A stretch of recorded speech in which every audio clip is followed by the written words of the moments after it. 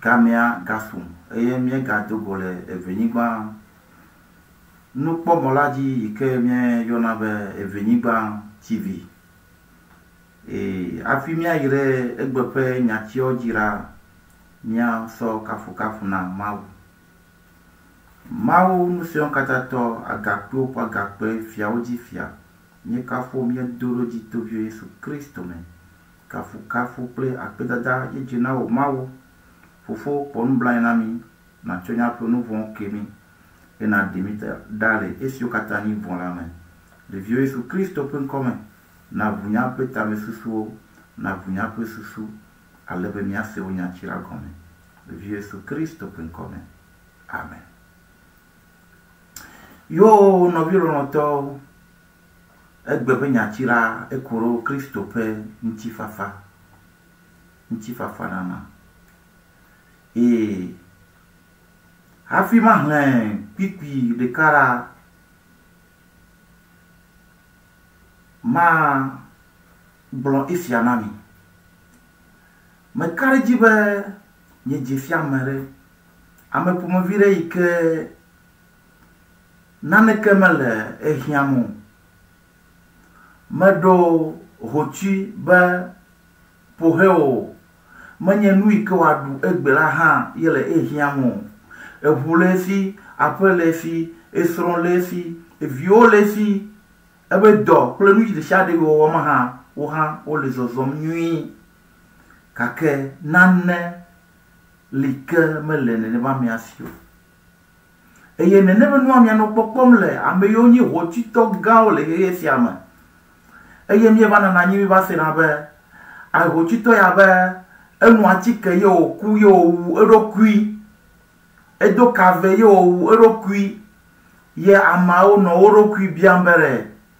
so be lukae be ya ega gbogbo ikele fima hochito onye enu hehemenu yo katale shima kwa nukaye pohekaye odokakaye wafava mebe akoka kodeve yiwawu erokui ha awo no bi rono to enyama be enudodoa ye mi jakpole egbepe nusoswame eyele nye nuka be nenema me amado nuti fafa o edo he ya baba nu de siade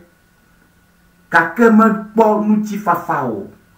epe luvon epe clan e hozo abale ndovu na yo mena menene ela be medo nuti fafa o nuti fafa mele eshio ela bena meho Kristo yenye nya penchi fafa Kristo ye nanami nuti fafa la kwa amade anye amedahe wameno nane ke hamano eshio hafi ne wadunu ha avuple ekon wanye hafi ne waple nane ha avuple ekon wanye awitete wadu ha mele eshio ke amarowe ane hafi wadu kakene ne ba me akpobe jijo popo tohiare anolamane nti fafa tohiare ano esi eye esiatso be Kristo ikele esia inabe edo nenebe nti fafa Kristo ikele epe agbeme Kristo ikele epe jima Kristo ikele epe gbobon ple epe klamela ya inabe nene pa me akobe edo nti fafa neme ho Kristo ra mado nti fafa o maji mahne Johannes pe agbale eta wienelia puis blave vo adrenlia que mia irejira Yesu Kristo pen commun no ti fafa ble meledinami